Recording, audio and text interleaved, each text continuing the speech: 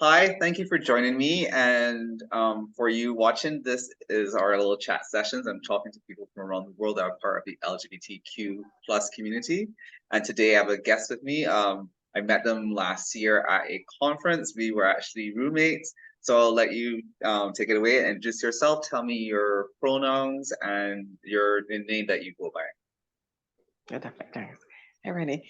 All right, good day, everyone. I'm LaShawn. The pronouns, of course, would be she, her, and I'm from Guyana. Mhm. And of course, as Renee mentioned, we have met at the CWC conference in in Barbados, Yes, actually. in Barbados. I was like, state what? No, no, no. Yes, in Barbados. Yeah. Yes. So yeah, it was a very tremendous workshop that we had. And of course, we would have shared a lot of information there. And I'm a willing participant here so as to give information on country and, of course, of person. Yeah, and just mentioning that conference, the conference is an annual conference held by ECADE, and it's usually in October. Actually, the next one is October coming up, in St. That's Martin. 11. Yeah, Yes. starting 11th in St. Martin. So tell me what are some of the favorite things about your country, Guyana? Oh, Some of your well, favorite things. Sorry. that was some of my favorite things. Um, Yes. just as much as the tourists as well, Judy, one of the most favorite thing for us, our country, is our Kaishore Falls. It's the tallest single drop waterfall in the world. And of course, that brings a lot of tourists to our country. We here as well would go through it. It's a bit expensive to go for the locals, but still, it is a sight for sore eyes. It's one of the biggest tourism spots. Um, Apart from that, of course, our culture, for me, it's a good thing because, of course, we have six different races here in Guyana. So with that, we are exposed to different cultures, different cuisines. So that by itself is an interesting fact. Yeah, so those are my two biggest things, favorite things. That is.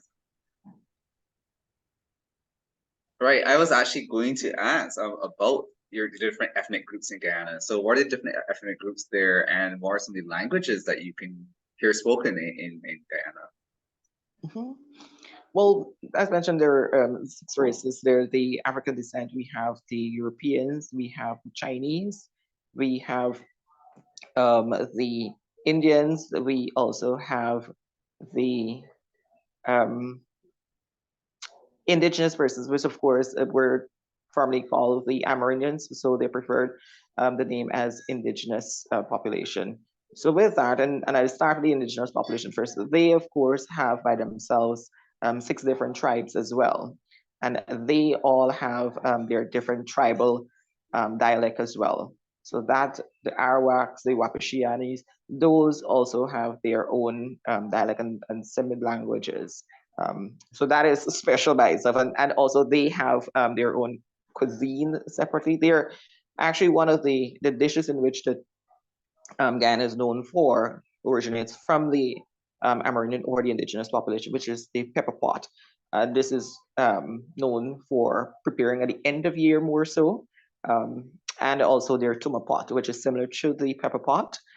And yes, so with that we have their culture, and actually we are in the month of the Amerindians as well. So from the Nice. 1st of September through to the 30th is celebrated as the Amerindian month or the Indigenous month. So they have an entire month and they have a feast of activities that is lined up for us. So of course there's the cuisine that you'll be able to partake in, and also their culture and as well as their indigenous wear you'll be able to see on presentation and purchase if you so desire. Um, of course, in terms of languages, we have Spanish, English. We also have Dutch. We also have, um, of recent, we have a lot of Africans here. So we have that language as well that is added. Unfortunately, though, the curriculum that we provide here isn't exposed to all of the languages except of the basic ones, which would be English, the Spanish, and the Portuguese. So the rest will probably be migrated in a bit later. Yeah, I do know that Guyana does have a sizable Portuguese population, and even a lot of Guyanese in the late, I think, 50s and 40s and so on that migrated to Barbados were part of that Portuguese descent. But that Mhm. must make as you were already starting the history of pepper pot, because I know pepper pot is also not popular just in Guyana, it's popular in Grenada and Antigua. So I actually didn't know where it originated from. So thank you for sharing that. And thinking about food, now that you have me thinking about pepper pot, what are some of your favorite foods from Guyana?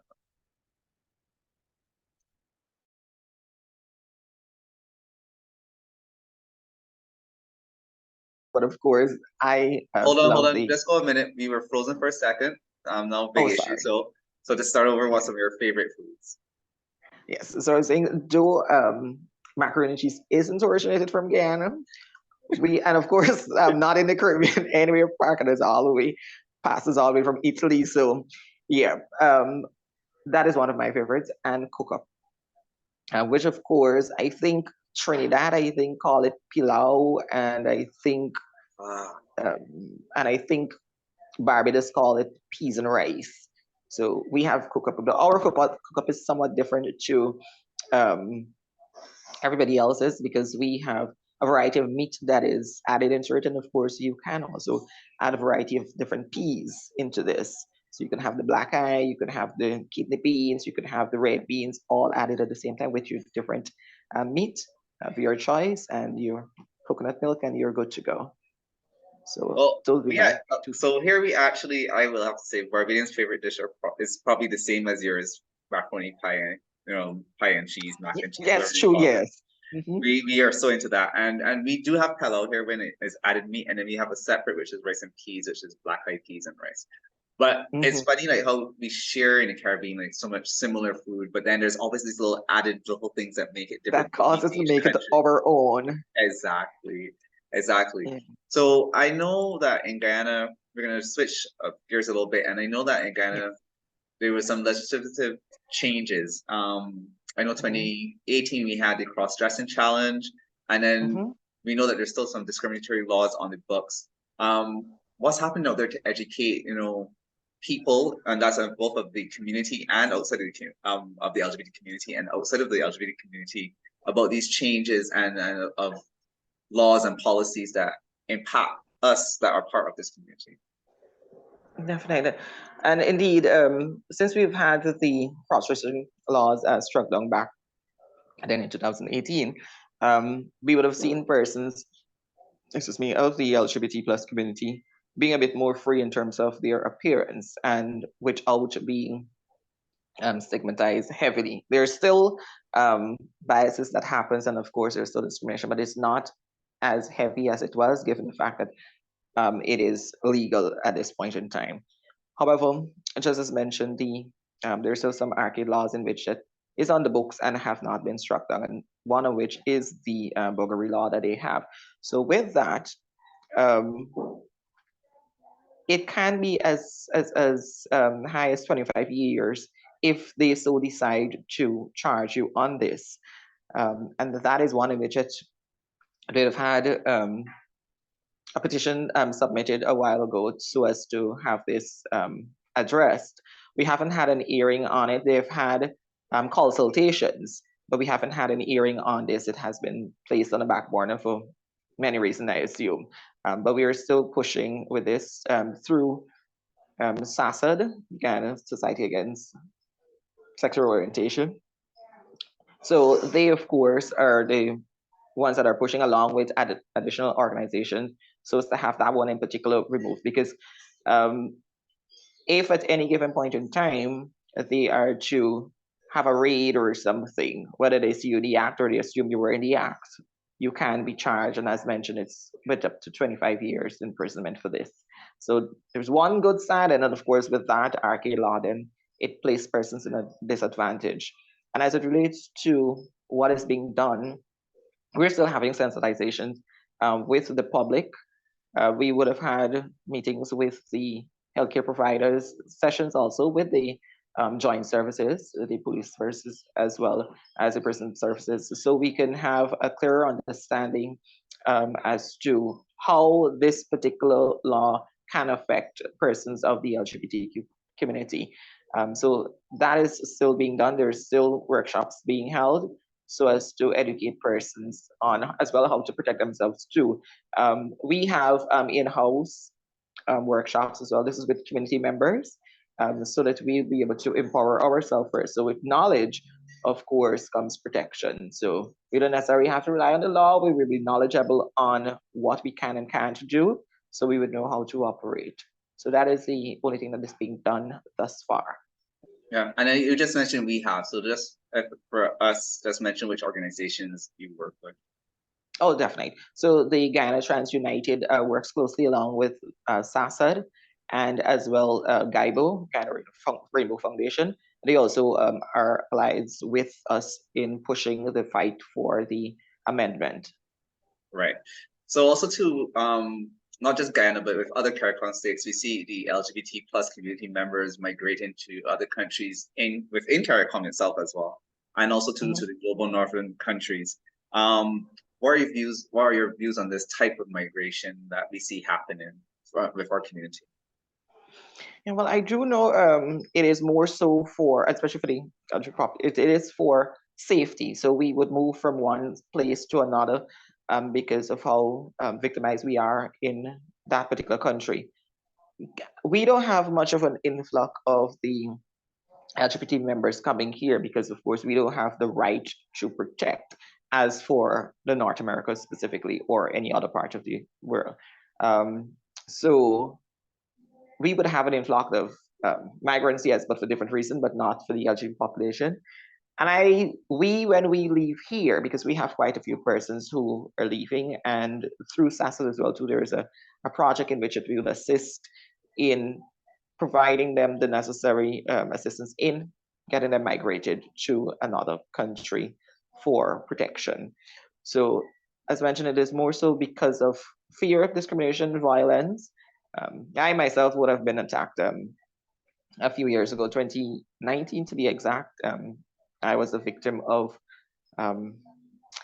that sad brutality. So I'm still here fighting the fight, but it is not saying that it is easy because you still have to deal with the S&D. Okay, go ahead, sorry. No, I was gonna say, I'm always sorry when I hear a community member and a friend has gone through that sort of stuff, and these things are very real. And I'm so thankful that you are still here, and also too, you're here to continue fight that fight, not just for yourself, but for us. So Correct. appreciate that. I may be the voice for 15 other persons who may not want to speak. And of course, if they see me in the front, then of course they will feel somewhat comfortable and want to fight for themselves thereafter. So with them moving to, whether it be another Caribbean country for refuge, I'm in support of it, given the fact that I know how the population would stigmatize and victimize the persons of the LGBT community, just as myself. Thank you for sharing. How best can the international and regional governments and agencies help our community, our LGBT plus people and organizations in your country? Oh, we of course would need legal assistance. Starting off right there, consultation, so as to help reform our laws and make the necessary amendments. So we would need that critical assistance from the international body, so that of course we will be able to make the amendments in providing better protection for not just one specific population of our country, but the entire population, because we all are one at the end of the day. So that would be the first. And then of course, we would need some sort of fundings, and funding may be a ticklish point for us here, given the fact that we have recently found oil, and we are now in somewhat of a different category in terms of receiving monies. But we would need external support, so to provide an institution or a space in which that we can provide remedial classes for the persons of the LGBT community, because persons who are already fighting with their sexuality and have to go into a classroom setting so as to acquire knowledge wouldn't be that easy, and of course their learning process would be a bit different there, and it may even want them to leave.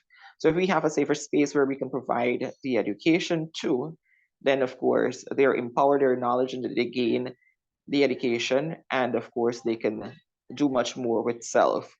Uh, and add additional courses as well too, because we at GTU we were doing, because not everybody may be cut out for the actual academics, but a trade may be viable.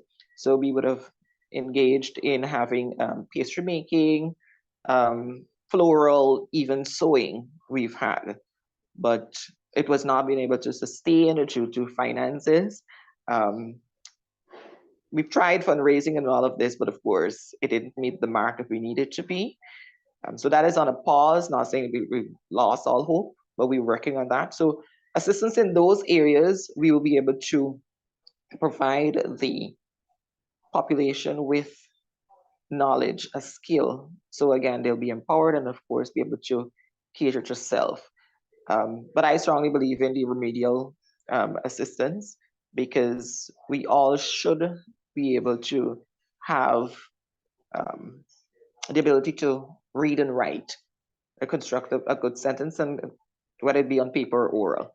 So of course, you'll be able to represent yourself that way as well. So with those assistants, so the assistance with providing finances so we could have remedial classes and redevelopment, and as well as assistance critically with amending the laws. That is how I believe the international body, or any the Caribbean as well too, because we would have had you guys as well too, as recently would have in Barbados had the very same laws challenged. So cross-referencing information as well will be able to help. So that too. Yeah, I think strongly, like, where sometimes finance may not happen, technical support can. So that's important. And then you're correct, CARICOM, not Barbados, um, Antigua and Barbuda, sorry, St. Kitts and Nevis.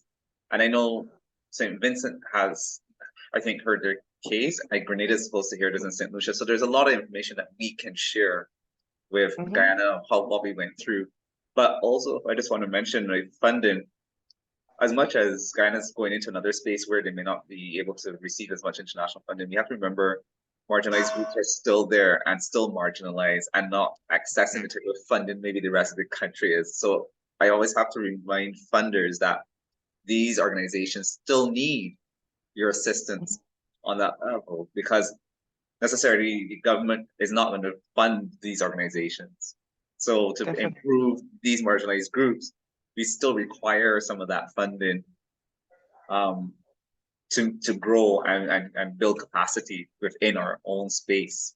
So I hope that they hear this and help. Definitely. And with receiving fundings as well too, from in country, when you're receiving monies from government versus receiving fundings from a private donor, overseas donor, the figures are different and the targets are different as Very well. Much so. So very much here so. in our very own, our government is going to provide you with a target that is nearly impossible, with a budget that is probably $5,000 US, and the persons in overseas are going to give you $20,000 to do half of what they're asking for with this target wise in numbers.